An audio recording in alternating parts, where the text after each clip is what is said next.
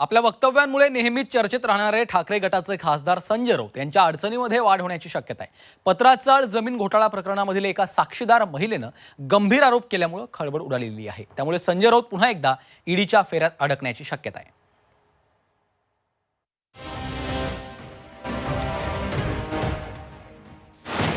संजय राऊत पुन्हा ईडीच्या फेऱ्यात. स्वप्ना पाटकरांच्या आरोपांमुळे खळबळ. निवडणुकीच्या तोंडावर ठाकरेंना धक्का बसणार. पत्राचाळ जमीन घोटाळ्यातील साक्षीदार असलेल्या स्वप्ना पाटकर यांनी संजय राऊतांवर गंभीर आरोप केले आहेत. याबाबत पाटकरांनी ईडीच्या अतिरिक्त संचालकांना पत्र लिहिलं आहे. त्यामुळे पत्राचाळ जमीन घोटाळ्याप्रकरणी संजय राऊत पुन्हा एकदा ईडीच्या फेऱ्यात अडकण्याची शक्यता आहे. मुंबईतील कथित पत्राचाळ जमीन घोटाळा प्रकरणात संजय राऊत यांच्यावर आरोपपत्र दाखल आहेत. एकनाथ शिंदे गटाच्या बंडानंतर सर्वात आधी उद्धव ठाकरेंचे निकटवर्ती असलेल्या संजय राऊतांना ईडीनं अटक केली होती. राऊत या प्रकरणात सध्या जामिनावर आहेत.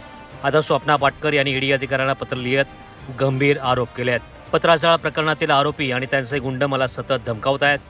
बलात्कार करण्याची धमकी दिली जात असल्याचा आरोपही स्वप्ना पाटकरांनी या पत्रात केला आहे. इतर साक्षीदारांनाही अशाच प्रकारे धमक्या दिल्या जाण्याची शक्यता आहे. माझा जबाब बदलण्यासाठी माझ्यावर दबाव निर्माण केला जात असून या प्रकरणातील आरोपी संजय राऊत आणि त्यांच्या कुटुंबियांवर नोंदवलेला आरोप बदलण्यासाठी हा दबाव निर्माण केला जात असल्याचा आरोपही करण्यात आला आहे. त्याचप्रमाणे या प्रकरणात उपमुख्यमंत्री देवेंद्र फडणवीस यांचं नाव घेण्यासाठी ही धमकी दिली जात आहे असा आरोपही स्वप्ना पाटकरांनी केला आहे. 4 दिवसांआधी स्वप्ना पाटकर यांनी उद्धव ठाकरे यांनाही पत्र लिहिलं होतं. त्यातही त्यांनी संजय राऊतांकडून दबाव असल्याचं म्हटलं होतं. महिला सुरक्षेवर बोलत असताना संजय राऊतांनी जे माझ्याबाबत केलं त्यावरही बोला आणि माझ्यासोबत जे सुरू आहे ते थांबवण्यासाठी प्रयत्न करण्याची विनंती उद्धव ठाकरेंना स्वप्ना पाटकर यांनी पत्राद्वारे केली होती. स्वप्ना पाटकर यांनी राऊतांवर गंभीर आरोप केल्यानंतर शिंदे गटाच्या नेत्या मनीषा कायंदे यांनीही संजय राऊतांवर निशाणा साधला. स्वप्ना पाटकर या वेळोवेळी पोलिसांकडे तक्रार करतायत. FIR झाल्याचं देखील समजतंय. परंतु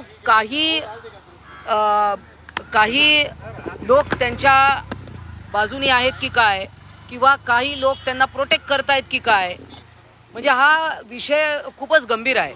स्वप्ना पाटकरांनी ईडीला लिहिलेल्या पत्रानंतर त्यांनी वाकोला पोलीस स्टेशनमध्ये जबाब नोंदवला आहे. वाकोला पोलीस स्वप्ना पाटकरांचा जबाब ईडीसमोर ठेवणार असल्यानं संजय राऊत ईडीच्या फेऱ्यात अडकण्याची शक्यता आहे. ब्युरो रिपोर्ट, झी 24 तास.